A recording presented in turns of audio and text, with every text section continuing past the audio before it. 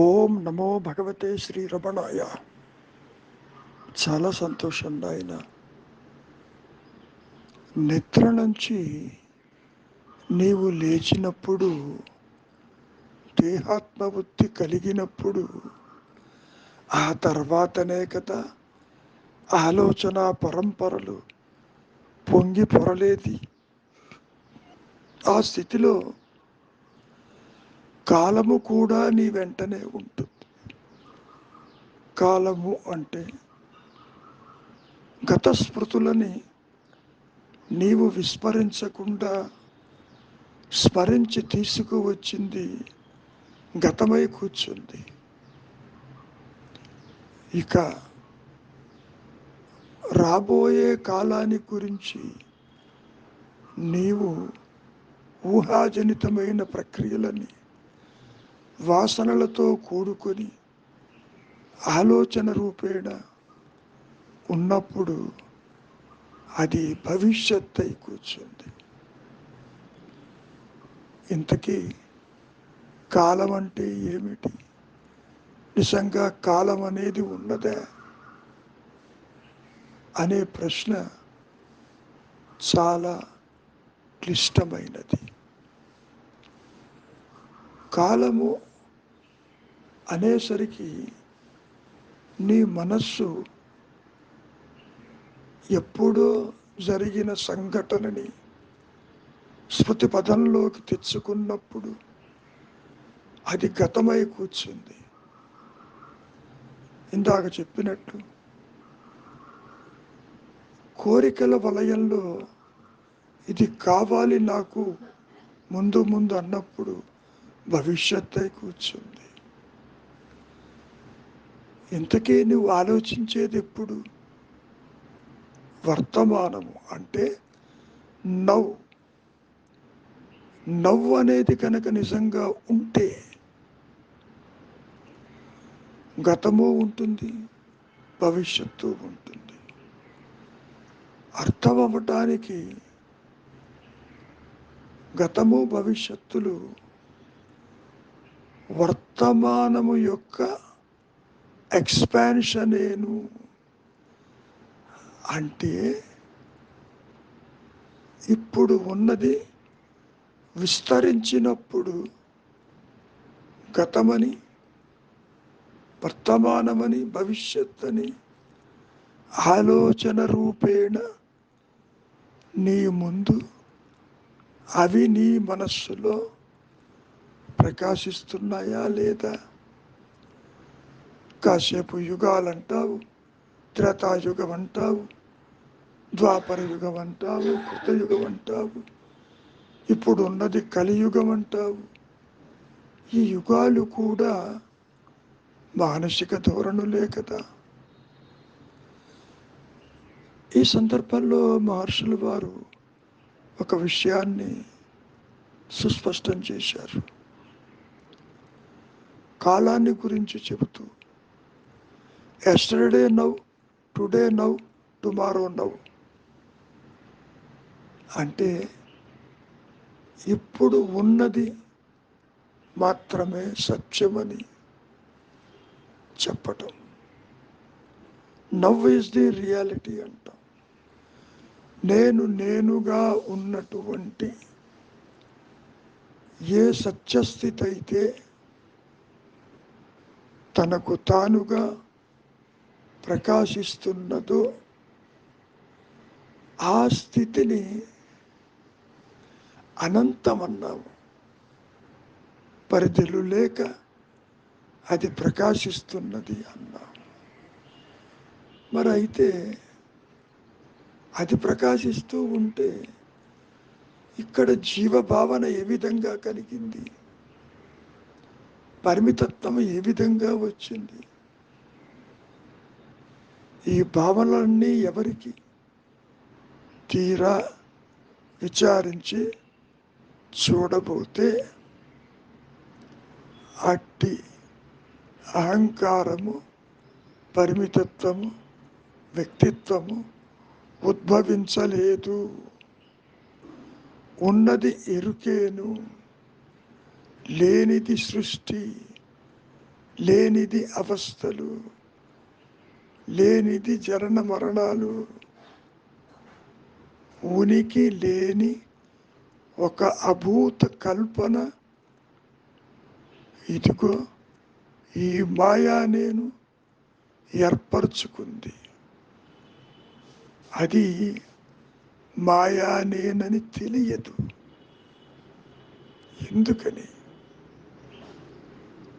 వాసనలతో వచ్చింది, కోరికలతో వచ్చింది, బంధాలతో వచ్చింది.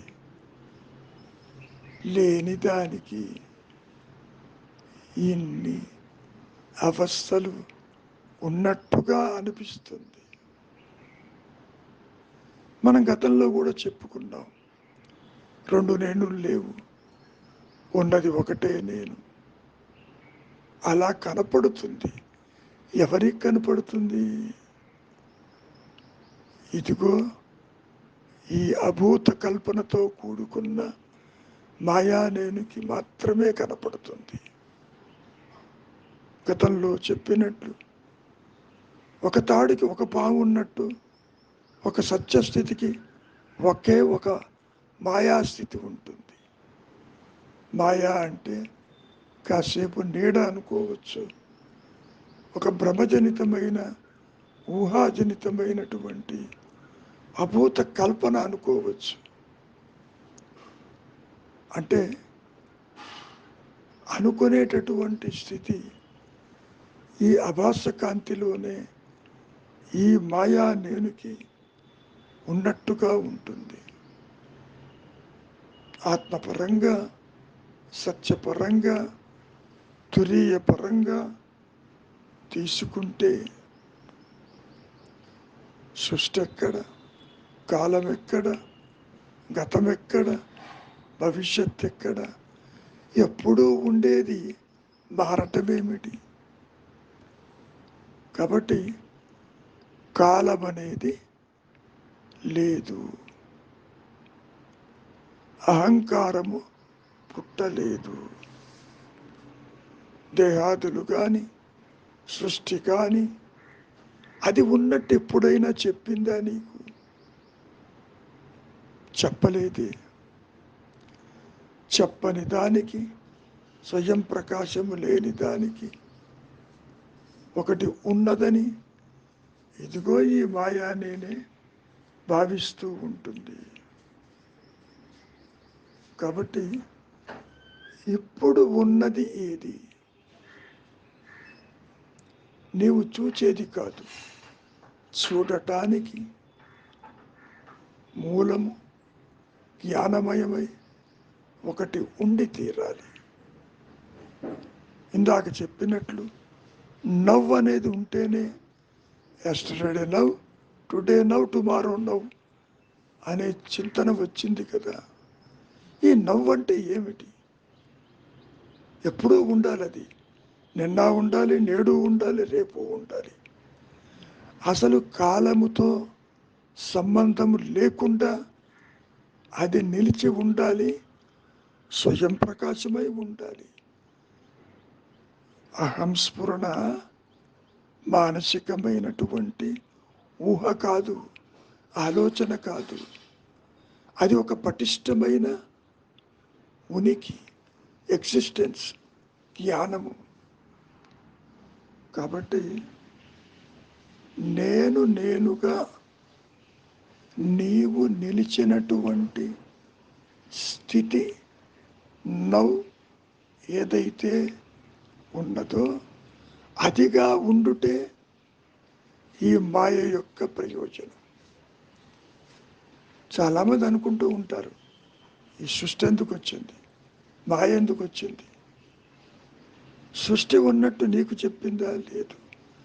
నీవు ఊహించుకుని ఇతరులు ఉన్నారని, సృష్టి ఉందని, దైవం ఒకడు ఉన్నాడని నువ్వు అనుకుంటున్నావు. ఈ అనుకోవటం అనేది,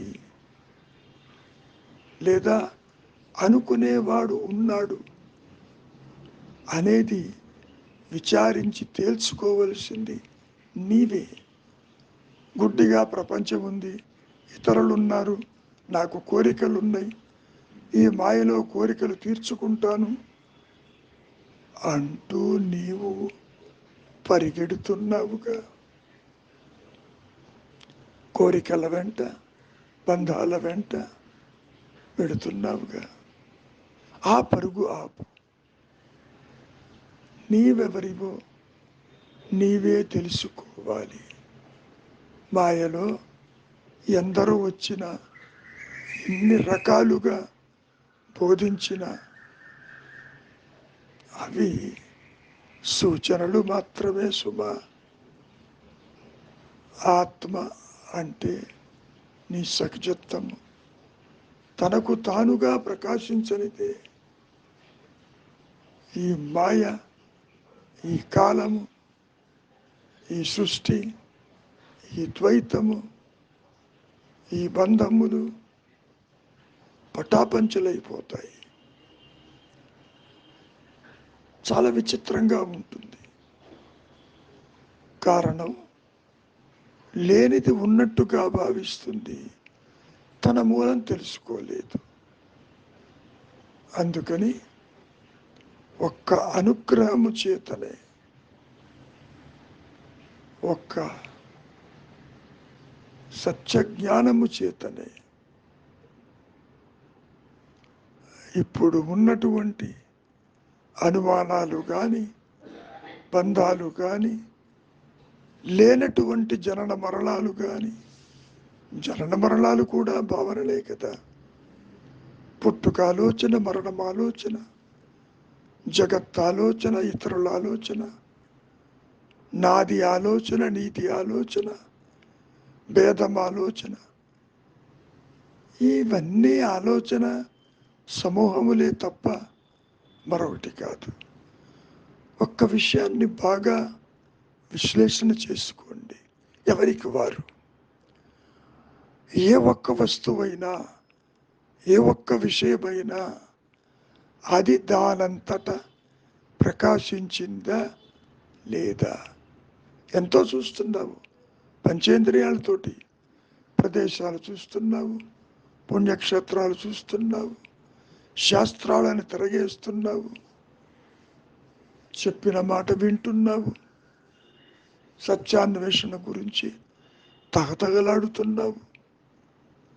ఇవన్నీ కూడా అవి ఉన్నట్టు ఏదీ చెప్పటం లేదు. నీవు ఇది ఇక్కడ ఉన్నదని నీవు గుర్తిస్తున్నావు. జగత్తు ఉన్నదని, గుళ్ళు గోపురాలు ఉన్నాయని, పుణ్య నదులు ఉన్నాయని, పాప పుణ్యములు ఉన్నాయని, మంచి చెడులు ఉన్నాయని, న్యాయ అన్యాయములు ఉన్నాయని నీవంటున్నావు. అటువంటిది ఎక్కడా లేదు.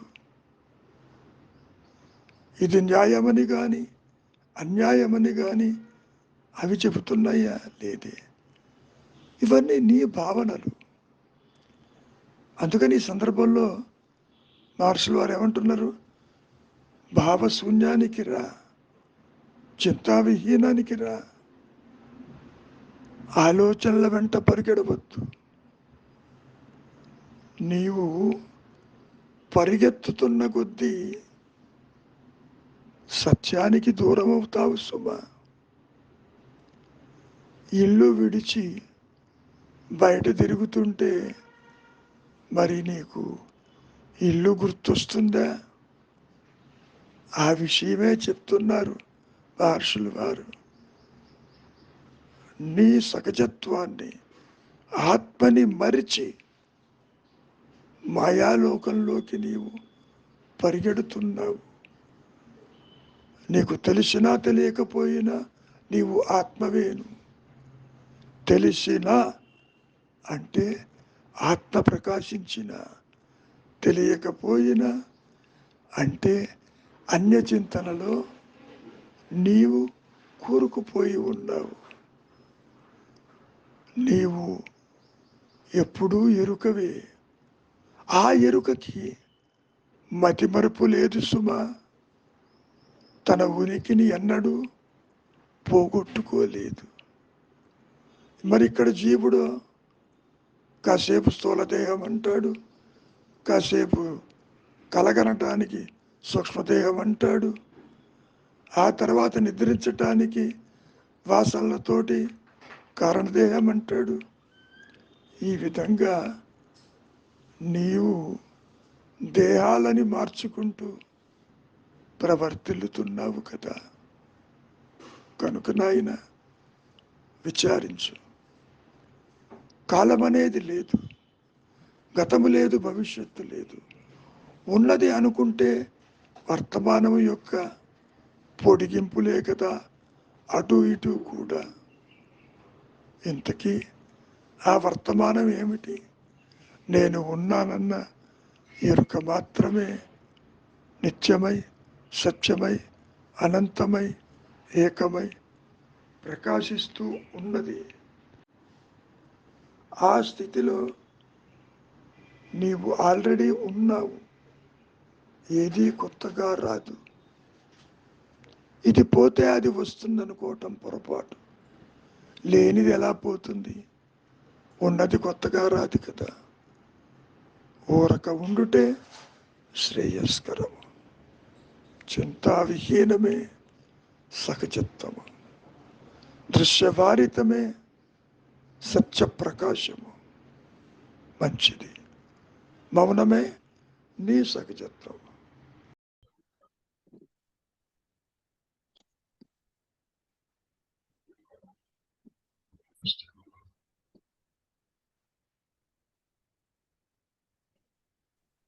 మెల్లగా మొదలు పెట్టమ్మా. గురువు గారు, భూత భవిష్యత్తులు ఎన్నడూ వర్తమానాన్ని విడిచిలేవు.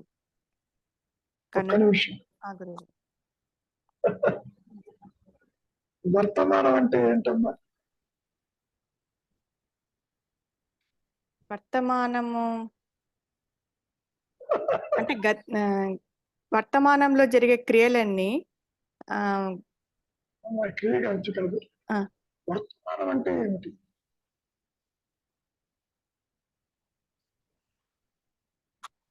చెప్పండి. వర్తమానం అంటే అంటే ఈ రోజు ప్రస్తుతం జరిగే చర్యలు కదా గురువు గారు. ఈ రోజు జరిగే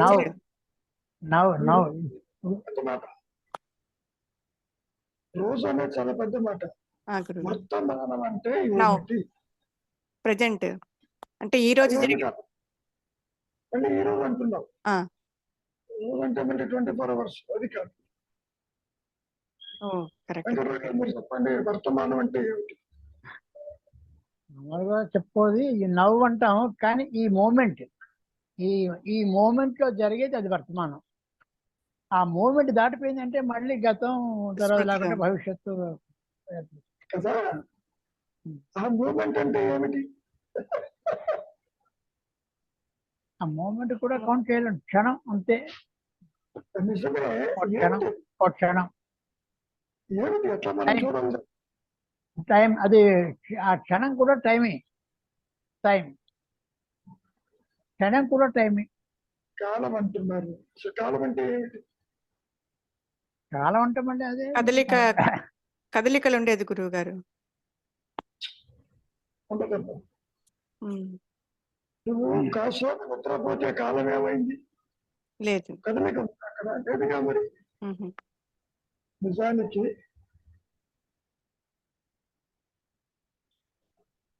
ఈ విధంగా తీసుకోండి. వర్తమానం అన్నా, భూత భవిష్యత్ కాలములన్నా అవి లేవు అసలు. ఎందుకు లేవు? అహంకారము తల ఎత్తితేనే కాల ప్రస్తాపన వస్తుంది. కరెక్ట్ గురుగారు.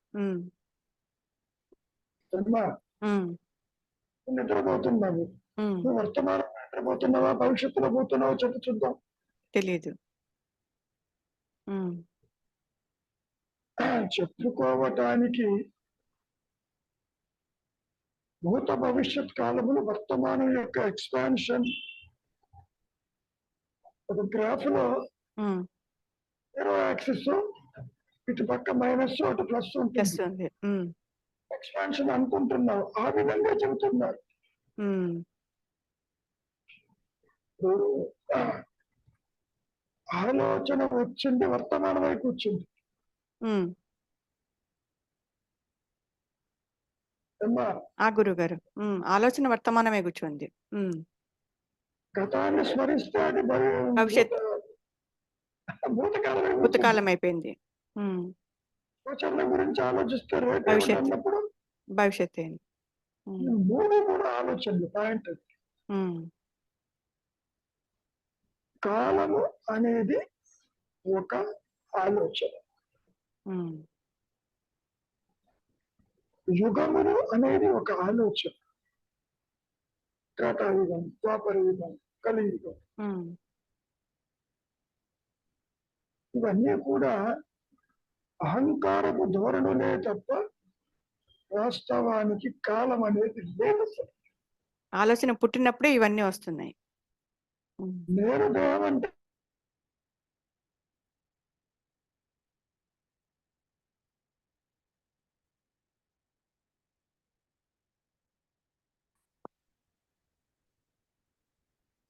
చెప్పలేదు, మెలకు వస్తున్నప్పుడు కూడా చెప్పలేదు. దేహాత్మబుద్ధి జనించిన తర్వాతనే అమ్మో ఇంత టైం అయిందా, 5 అయిందా, 6 అయిందా అంటావు.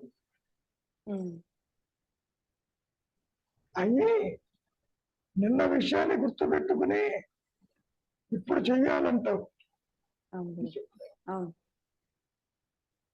రేపు నేను సుఖంగా ఉండాలంటే ఈ రోజు నేను కొన్ని కార్యక్రమాలు చేయాలంటే. కాబట్టి గతమన్నా, కాలమన్నా, వర్తమానమన్నా, భవిష్యత్ అన్నా మానసికమైన ధోరణులు. ఏ విధంగా అయితే స్థూల దేహము లేక జగత్తును చూసిన వాళ్ళు ఎట్లా అయితే లేరు, దేహాత్మ బుద్ధి అహంకారము అనుభవం. ఇక్కడ నువ్వు గడియారం చూస్తున్నావు, ఇవాళ ఏ రోజంటే ఒక డేటు గీటు అంతా చెబుతావు.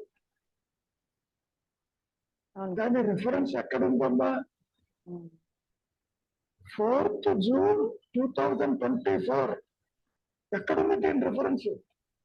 గతంలో ఉంది. క్రీస్తు శకమంతో తీసుకుని అంకెలు పెట్టుకుంటూ ఇక్కడ దాకా వచ్చావు. ఇవన్నీ మానసికమే కదా. ఇంకోళ్ళు శాలివాకన్ శకం అంటారు, ఇంకొకళ్ళు ఇంకొక శకం అంటారు. ఈ కాలం అనేది పూర్తిగా మానసికమైన ధోరణి. దేహాత్మబుద్ధి జనించిన తరువాతనే కాల ప్రస్తాపన వస్తుంది. వాట్ ఈజ్ యువర్ ఏజ్ అని అడిగామనుకో, వెంటనే ఎప్పుడు పుట్టావు నీకు తెలియదు. తల్లిదండ్రులు పెద్దలు ఎవరో చెబుతారు, ఇదిగో మనం అప్పుడు పుట్టామని. ఒక్కసారిగా ఆ వెనక్కి వెళ్ళిపోతుంది. ఆ సమయం నీకు తెలియదు యాక్చువల్ గా. అయినా కానీ this is my date of birth అంటావు, గతంలో పుట్టానంటావు. కాబట్టి కాలము, సమయము అనేటు దేహాత్మబుద్ధి జనించినప్పుడు మాత్రమే ఉంటుంది. కృష్ణ పరమాత్మ గీతలో కూడా ఏమని చెబుతున్నాడు? అర్జున, నువ్వు నేను పుట్టలేదు, రాజలోకాలు లేవు, గతం లేదు, భవిష్యత్తు లేదు అని ఎలా చెప్పగలిగాడు అక్కడ? దేహాత్మబుద్ధిలో కర్తృత్వంతో ఉన్నాడు అర్జునుడు, అప్పుడు చెబుతున్నాడు. కాబట్టి సమయం అనేటువంటి పదం నీవు దేహాత్మబుద్ధి కలిగిన తరువాతనే అది రికార్డెడ్ వర్షన్ గా వస్తుంది. నీకు తెలియదమ్మా, నువ్వు ఎప్పుడు పుట్టావు నీకు తెలుసా? వాళ్ళు ఎవరు చెప్పారు? లేడు చెప్తారు, సమయం చెబుతారు, రోజు చెబుతాడు, తారీఖు చెబుతాడు.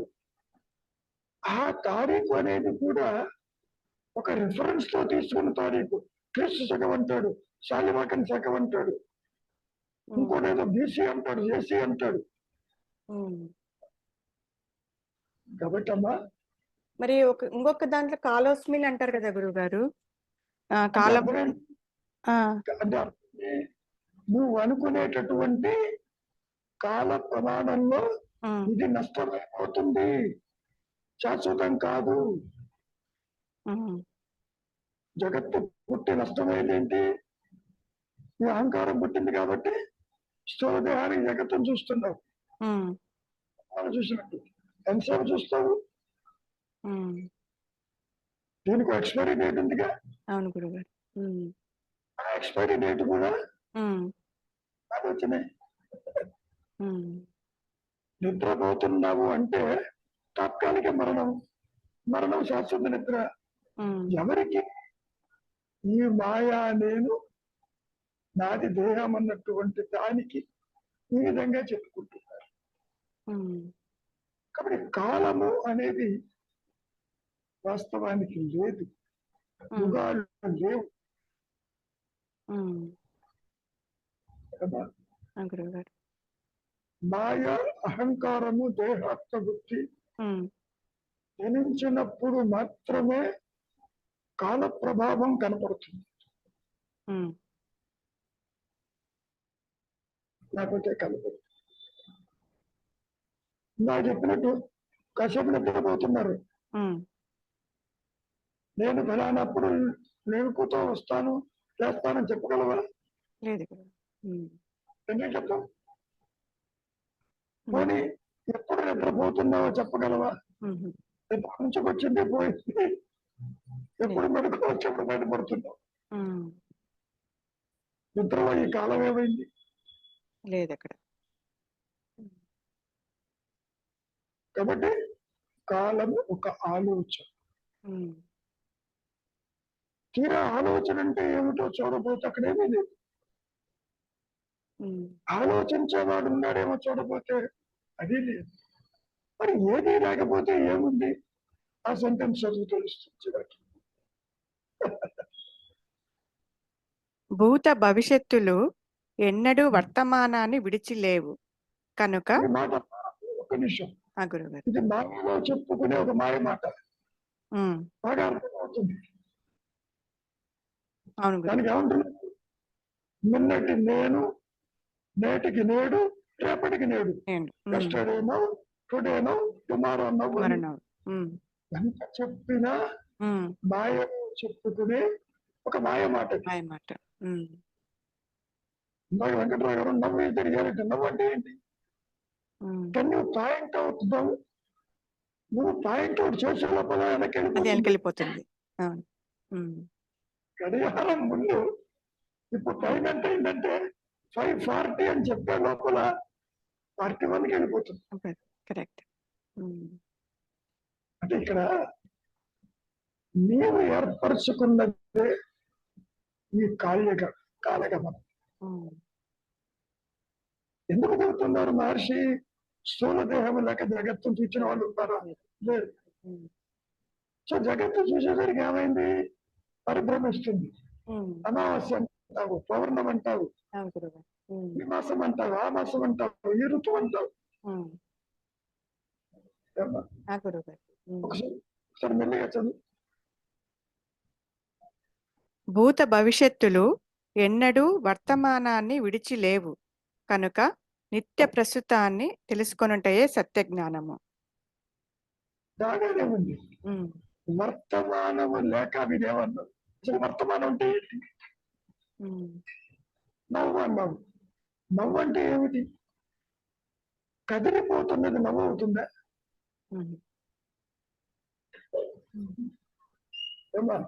లేదు గురుగారు.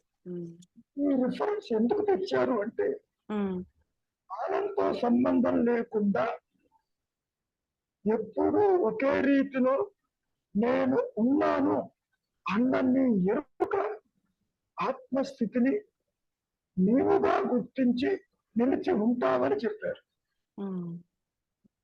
నీవుగా గుర్తించి అంటే ఆత్మగా, ఆత్మబుద్ధితో ఆత్మను గుర్తించిన అవుట్ ఆఫ్ క్వశ్చన్. కానీ జీవులకు ఊహా వస్తువు ఇమాజినరీ. పాము తాడుని గుర్తించలేదు, ఆ గురుగారు. జీవుడు ఆత్మని గుర్తించలేడు. రెండు నేనులు లేవు. గుర్తించే నేను, గుర్తించబడే కుజం. కాబట్టి ఇండైరెక్ట్ గా ఏం చెబుతున్నారు? ఉన్నది ఆత్మ, ఏది సృష్టి. ఆ సృష్టిని చూసినప్పుడు కదా ఇవన్నీ కాదు వస్తాయి. కాదు అవును గురుగారు. మొదలుపెట్టావు. అవును గురుగారు. పోనీ స్వప్నంలో ఏమైనా టైం ఫ్యాక్టర్ ఉందా? ఆహా. టైం చూసి కలగంటావా నువ్వు? టైం చెప్పమంటే చెప్పగలవా? ఏవో అట్లా సాగిపోతూ ఉంటుంది. సుఖ దుఃఖాలు, సంతోషాలు, మోదాలు అనుభవిస్తాను. వెలుగు రాగానే ఇదంతా కూడా అసత్యమేనని నువ్వే నిర్ణయిస్తావు. నీ కళ గురించి ఇంకోళ్ళు మాట్లాడరు. అవును గురుగారు. కాబట్టి అర్థమవటానికి చెప్పినటువంటి మాటే the expansion of the present is past and future అని మాయలో చెప్పే ఒక మాయ మాట. వాట్ ఈజ్ వర్తమానం, వాట్ ఈజ్ నవ్? దాన్ని అందరూ ఎక్కడ తీసుకుపోతున్నారు? ఆత్మస్థితికి తీసుకుపోతున్నారు. ఆత్మకి భవిష్యత్తు, వర్తమానం, ఫ్యూచర్ అంటూ ఉండదమ్మా. It is ever existing. పుట్టని దానికి, పుట్టుక లేని దానికి, ఉదయ అస్తమానాలు లేని దానికి కాలం ఏంటి? నానన్న ఎరుక కాలానికి అతీతం అమ్మా, స్థలకి అతీతము. అది తనకు తానుగానే తనలోనే ఉన్నది. దానికి సృష్టికి సంబంధం లేదు. నువ్వు ఎంత కనెక్ట్ చేద్దాం అనుకున్నా అదే మాట మహర్షులు వారు చెప్పింది. మీ సహజ స్థితికి, మీ జగత్తుకి ఏ ఋషి చేతను నారది నిర్మించబడలేదు. రాకపోదు. ఎంత క్రిటికల్ గా ఉంది. కాబట్టి నేను అన్న అహం స్ఫురణ జ్ఞానమయమై ఉంది. అది ప్రకాశిస్తేనే తప్ప మాయ అదృశ్యం కాదు. అంత నువ్వు చేసేదేమీ లేదు ఇక్కడ. తాడు ప్రకాశంతోనే పాము లేదని తెలిసి, స్వరూప జ్ఞాన ప్రకాశంతోనే అది ఎప్పుడూ ఉందని చెప్పినా నువ్వు దాన్ని తెలుసుకునే స్థితిలో ఉండవు. ఎందుకని? ఇది ఒక అభాస కాంతిలో అహంకారం దీనికి ఒరిజినల్ ఏమంటారు చైతన్యం లేదు. చైతన్యవంతమైన ఇవి మన సూర్య ఇంద్రియాదులు, జగత్తు, సూర్య చంద్రాదులు ఇట్లా.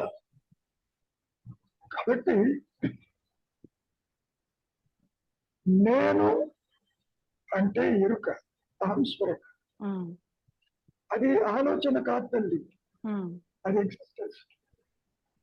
ఎప్పుడైతే నీకు ఆలోచన వచ్చి గత స్మృతులు వెంటాడుతున్నాయో కాలం స్టార్ట్ అయింది. దాంతో పాటు భవిష్యత్ అంటారు. ఎక్కడంటున్నారు?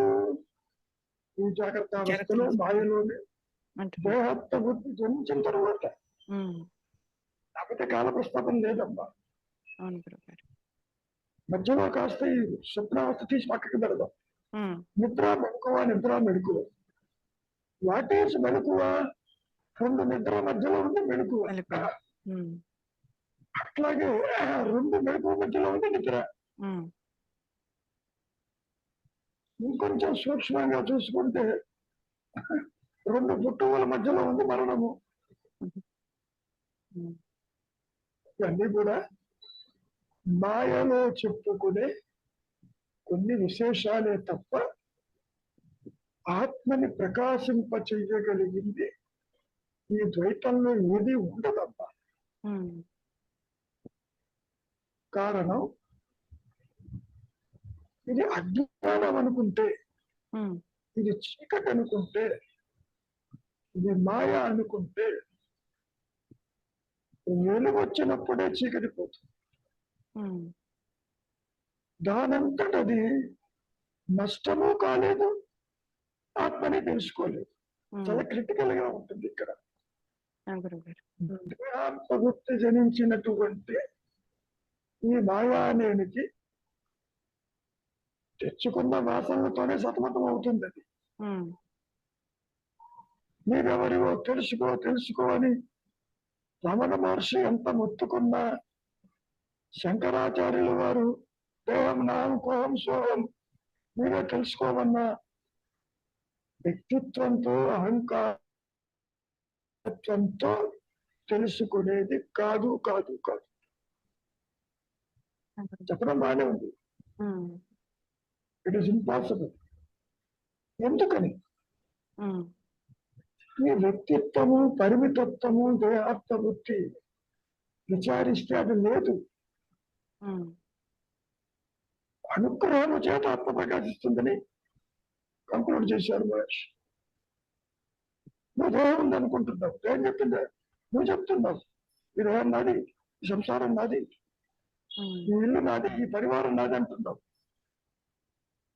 నాది అనేవాడు ఉన్నాడేమో చూడు. ఉమ్, అదే నేనెవరు? నీ అంతా నువ్వు చూడలేవమ్మా. ఎందుకని?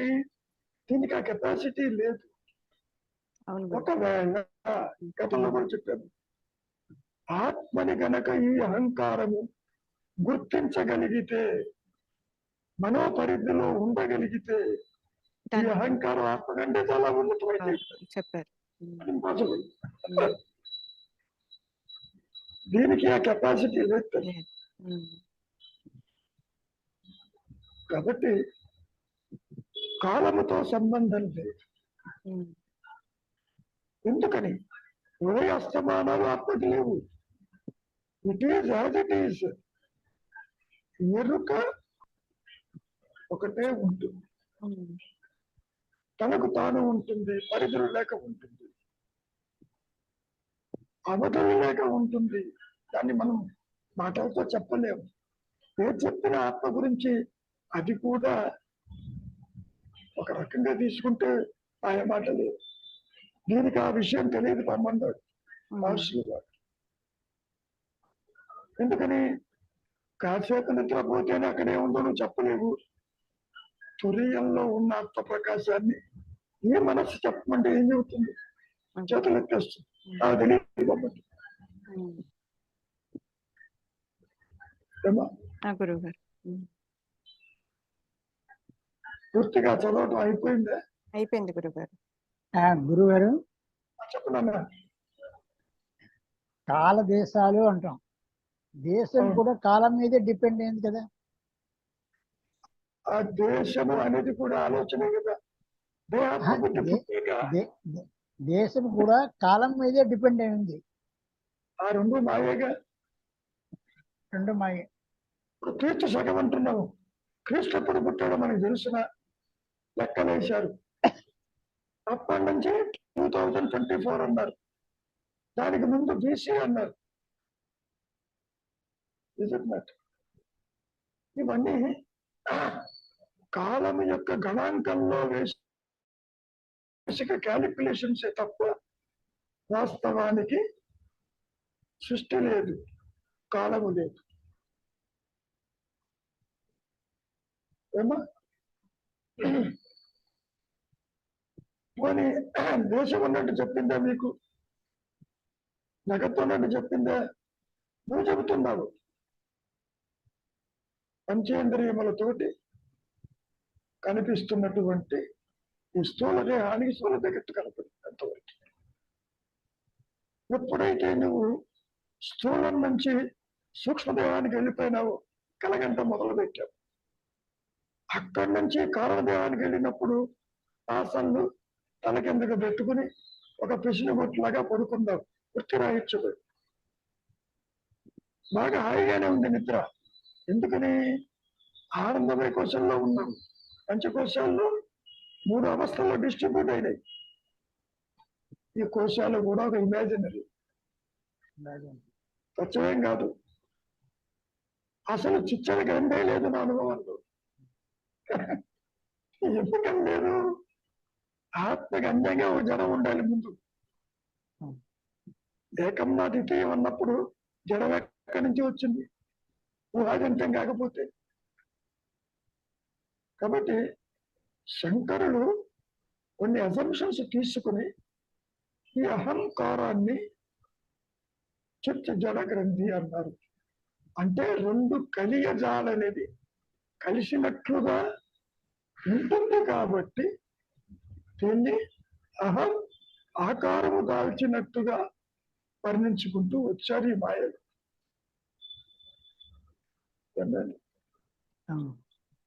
ఇంకా సింప్లిఫై చేస్తే ఎన్నోసార్లు చెప్పాను, ఉన్నది ఎరుక, లేనిది సృష్టి. మరి సృష్టిని చూస్తున్నావు కదా, చూడు. సృష్టిని చూసే నేనెవరు? Found to be non existing. ఆత్మ సృష్టిని చూడదు.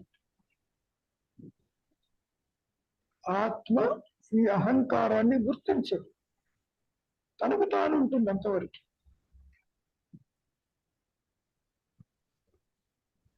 గుర్తించేది ఎవరు?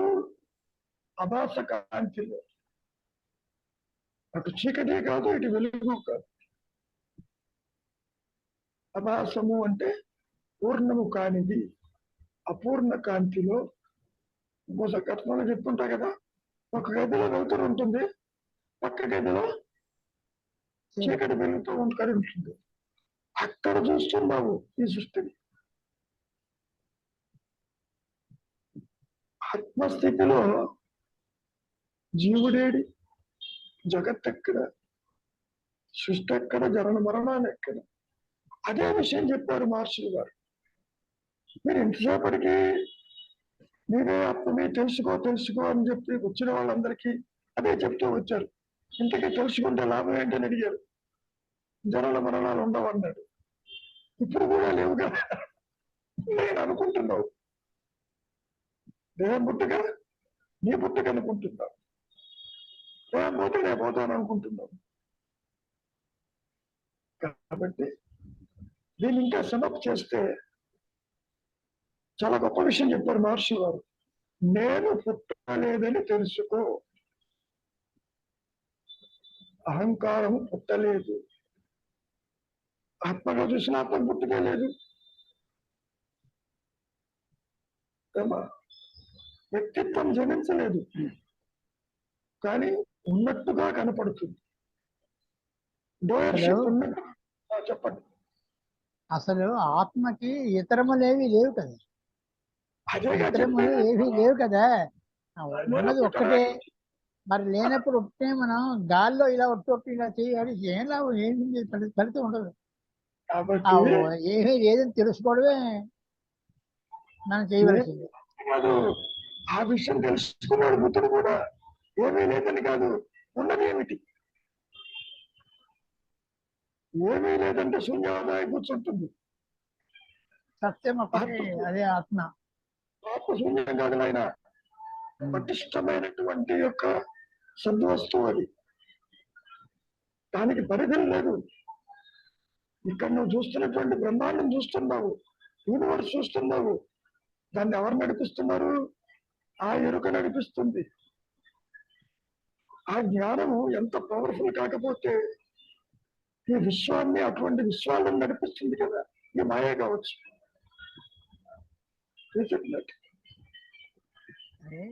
మనం చేస్తున్న డిస్కషన్స్ అన్ని కూడా బయట ఏవో ఉన్నాయన్న భావంతోనే చేస్తూ చెప్పడానికి. ఎందుకని?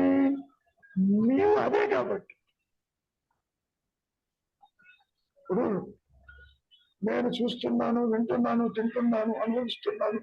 ప్రతి దాంట్లో నేను అంటున్నాను. నేను ఈజ్ ఎ కామన్ ఫ్యాక్టర్. ఆ నేను అనే అహంస్ఫురణే దీనికి ఆధారం అని చెప్పటం. ఆధారం అంతవరకు. అని అందరితో ఆగలేదు మహర్షి. ఆధారమే కానీ భిన్నం అన్నారు. ఎందుకని? మూలానికి వెళితే నా సంసారం ఏది, నా భార్య బిడ్డలు ఏది, నా బ్యాంక్ అకౌంట్ ఎక్కడ, ఇల్లు ఎక్కడ అంటే అక్కడే ఉండదు.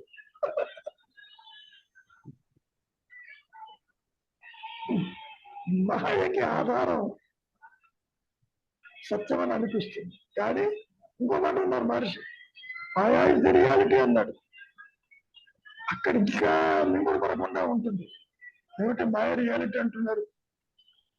ఏ ఆభరణం అసత్యం అంటావా నువ్వు? ఆభరణం కూడా బంగారమే కదా. ఆభరణం అయితే సత్యం అంటావా? మరి మాయ అసత్యం ఎట్లా అంటావు? ఆధారం మూలము అడిగినప్పుడు ఇది కూడా సత్యమే. సర్వం కల్విదం బ్రహ్మ అన్నాడు చివరికి ఆయన శంకరుడు కూడా. సరాసరి ఆ మాట చెప్పావనుకో, నీకు దుఃఖం ఎందుకు, భయం ఎందుకు, జన్మ మరణాలు భయం ఎందుకు?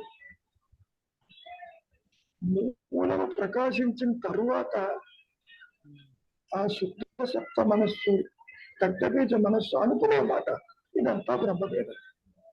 ఎవరికి చెబుతాడు? ఎవరున్నారని చెబుతాడు? ఇతరులు ఎవరున్నారు? ఇతరులు లేరన్నా కానీ మిమ్మల్ని పడదు. ఇంతన్ని చూస్తున్నాం కదా, లేరని ఎట్లా అంటావా? ఇవన్నీ నీ మనోభావనలే. వీళ్ళని ఏ ఒక్కడైనా వాళ్ళు ఉన్నట్టు చెప్పారా? నాకు అంటే సందేహం వచ్చింది. ఒకే తాడుకు ఒకే పాము అన్నారు. అంతే మరి. అలాగే ఒకే ఆత్మకి ఒకే ఆత్మకి ఒకే జీవుడు అన్నారు. ఆ, ఒకే ఆ జీవుడు అన్నారు. ఆ, ఆ ఆ జీవుడికి జీవుడు ఇతరులు కనిపిస్తారన్నారు. కళ్ళు కనిపించవు. ఆ జీవుడికి అని ఆత్మకి మరి ఇప్పుడు ఎగ్జాంపుల్ మీరే ఉన్నారు, నాతో మాట్లాడుతున్నారు, మీకు ఇతరులు మరి కనపడరా? నిజం చెప్పమంటారా అబద్ధం చెప్పమంటారా అడగాల్సి వస్తుంది. ఆత్మగా నాకు ఎవరు చెప్పరు. దేహత్వంతో మీ మనస్సులో నేను కనపడతాను, నాతో మీరు మాట్లాడతారు, అదంతా మాయే. నా ఆత్మకి మీకు సంబంధం లేదు, మీ దేహానికే సంబంధం లేదు, మీతో సంబంధం ఎలా ఉంటుంది? అది మీకు అర్థం కాదు. మీరు మాట్లాడుతున్నారు కదా, ఆ మాట కూడా అడిగారు మహర్షిని, ఇందాక నుంచి ఎవరితో మాట్లాడుతున్నారు మీరని. నా మనస్సు వస్తుంది అన్నారు. నా మనస్సు సో మాట్లాడిన ఆ స్థితికి వెళ్తే కానీ నిజ స్థితి తెలియదు, నిజం ఏమిటో తెలియదు. ఇక్కడ కూడా వెళ్ళటం కాదు, అది ప్రకాశిస్తేనే కానీ, అది ప్రకాశిస్తే కానీ తెలియదు. మీ అడ్డు తొలగించేది అది చేస్తుంది, మీరు చేసేది కాదు. ఎన్ని సాధనా మార్గాలు చెప్పినా అన్ని నిశ్చలత కోసమే తప్ప ఆత్మని ప్రకాశింప చెయ్యలేదు. అనుగ్రహం చేయాలి, అది ప్రకాశించాలి. అనుగ్రహం వల్ల ఆత్మే, గురువు వల్ల అనుగ్రహమే, దైవం వల్ల అనుగ్రహమే. ఆత్మ అంటే సింపుల్ అవేర్నెస్. అది ప్రకాశించినప్పుడు అంతవరకు చూస్తున్న దేహము, సంసారము, జగత్తు ఎటు పోయిందన్న ప్రస్తావన కూడా రాదు. అయ్యో ఇది పోయింది అనుకునేవాడు ఉండడు. ఇది నా అనుభవం. చాలా విచిత్రంగా ఉంటుంది. మళ్ళీ వీళ్ళందరూ కనపడుతుంటే వాళ్ళు ఉన్నా లేనట్లే. ఉన్నా లేనట్లే అంటే దేహం ఉన్నాను, దేహంతో నువ్వు లేవుగా, ఆత్మగానే ఉన్నావుగా. దేహం ఉంటే లేకపోతే నీకెందుకు? సో నా దృష్టిలో మహర్షి చెప్పిన మాట ఏమిటి? అందరూ జీవన ముక్తులే. ముక్తి అంటే ఆత్మస్థితి. ఏదో దేవం రాలిపోయిన తర్వాత వచ్చే ముక్తి కాదు, అది కుదరదు. ముక్తి అంటే ఉన్న స్థితి, అంతవరకు. ఆ స్థితిని నీవు తెలుసుకోవటం కాదు, నీకు అందదు. అది ప్రకాశించినప్పుడు త్రిపుర రహస్యంలో దత్తాత్రేయులు వారు కథల రూపేణ చాలా స్పష్టంగా చెప్పారు. ఎక్కడ ప్రకాశింపదలుచుకుంటే దీన్ని పూర్తిగా అదృశ్యం చేసి తన ఉనికిని చాటుకుంటుంది అన్నాడు. మరి అంత స్పష్టంగా చెప్పిన అద్వైత పుస్తకాన్ని మనం తేలిక తీసుకోకూడదు. అంత ఇటుగా ఇంకెవరు చెప్పలేదు. కాబట్టి అనుగ్రహం అన్నారు. మహర్షి దగ్గరికి వచ్చారు ఏమన్నారు? అనుగ్రహమే ఆత్మ అన్నాడు. మరి అనుగ్రహమే గురువు అన్నాడు. ఇంతకీ నీ గురువు ఎవరన్నప్పుడు ఏమన్నాడు? నా ఆత్మ నా గురువు. నేను అదే మాట అంటాను. భౌతికమైన గురువులు నాకు లేదు. ఎవరు నాకేమీ చెప్పలేదు. ఈ చెయ్యి ఇది మాను. No. ఎందుకు ప్రకాశిస్తుంది, ఎప్పుడు ప్రకాశిస్తుందని దాని ఇష్టం. శాస్త్రాలు చదివితే ప్రకాశిస్తుందా, సాధన చేస్తే ప్రకాశిస్తుందా, చేయకపోతే ప్రకాశిస్తుందా, అది ఎవరు సంబంధం చెప్పలేదు. చెప్పలేదు. ఏమైనా? కాబట్టి అవును. మాటి మాటికి మనం అదే అదే అని ఎందుకు అంటున్నాము? తత్వదర్శి వాక్యంతో ఇది నీవు కాదు కాబట్టి. అది అనేది నీ మనస్సుకు అందదు. అవును. అది దానంతటిది ప్రకాశిస్తేనే తప్ప. మహర్షి చెప్పచ్చు, అందరూ చెప్తారు ఉన్నది అదేను, లేనిది ఇది. ఉన్నది అదే అయితే నాకెందుకు తెలియదు? అవి మనకి 3 అవస్థలు అనుభవంలోకి ఉన్నవి. జాగ్రత్త, స్వప్న, సుషుప్తి. ఆ తురియం అన్నది అనుభవంలో లేదు, అంతే తెలియదు. ఇవన్నీ ఏమి తెలియదు. ఎంత అనుకున్నా అనుభవం ఉండేది అనమాట నాయన. అనుభవం ఉన్నది ఇప్పుడున్న అది దేహంతో మనకి అర్థం ఉంచిందంటే. అంతే తప్పు ఉంచి. ఈ ఇంద్రియ అనుభవాలు, వాసనలు అట్టుగా ఉన్నాయి, అంతకంటే ఏం లేదు. మరి గాఢ నిద్రలో అదే ఉంది. నాయన గాఢ ఏది కొత్తగా నిద్రలో అదే ఉంది. అది ఎప్పుడు రావాలి, నీలో ప్యూరిఫికేషన్ ఎప్పుడు తీసుకురావాలి, ఎప్పుడు నేను అంతమందించాలి, అది డిసైడ్ చేస్తుంది. కాబట్టి చేతనవుతుందా విచారం, చేత కాదా శరణాగతి, ఏది చేత కాదా మౌనం. మౌనం అంటే ఏమిటి? ఆ డెఫినిషన్ ఒకసారి గుర్తు తెచ్చుకోండి. ఎరుకతో కూడిన ఆలోచన ఆలోచనారహిత స్థితి మౌనం. అంతేగాని మాట్లాడకుండా కూర్చోడం కాదు, లోపల బ్రెయిన్ లో తిరగడం కాదు. కాబట్టి సాధన ఎందుకు లేదంటున్నారు? అదే కాబట్టి. సాధించేది ఎందుకు కాదంటున్నారు? కొత్తగా ఇది రాదు కాబట్టి. కాబట్టి చెయ్యడానికంటూ ఏది లేదు. విచారం చెయ్యదు. దేహమేమో చూడు, ఎన్ని రకాలుగా చెప్తారు మహర్షి. దేహం లేకపోతే నువ్వు ఉన్నావు కదా, ఇతరులో ఉన్నావా లేదా? దేహస్మరణతో నిద్రపోలేదుగా, అక్కడ మారేసే నిద్రపోయినావు, మళ్ళీ వచ్చి కర్మలు మొదలు పెట్టావు. ఈ నేను అనేది అంటూ ఉందంట. ఈ నేను గనక అన్యత్వాన్ని చూచినప్పుడేమో అహంకారం అయిపోతుంది. ఒకటే నేను. దానికి ఇంకో మాట వాడారు మహర్షి. కర్తృత్వం కలిగినప్పుడు అహంకారం అయింది, తనకు తాను ఉంటే ఆత్మగా నిలిచిపోయింది. It is the self that does everything. జీవుడు ఏం చేయలేడు, జడమైన దేహం ఏం చేస్తుంది, జడమైన మనస్సు ఏం చేస్తుంది. కాబట్టి ఉన్న చైతన్యము తనకు తానుగా ఎందుకు ఎప్పుడు ఎక్కడ ప్రకాశిస్తుంది అనేది ఎవరికి తెలియదు. ఏమైనా పుణ్యకాలం బాగా దగ్గరికి వస్తుంది.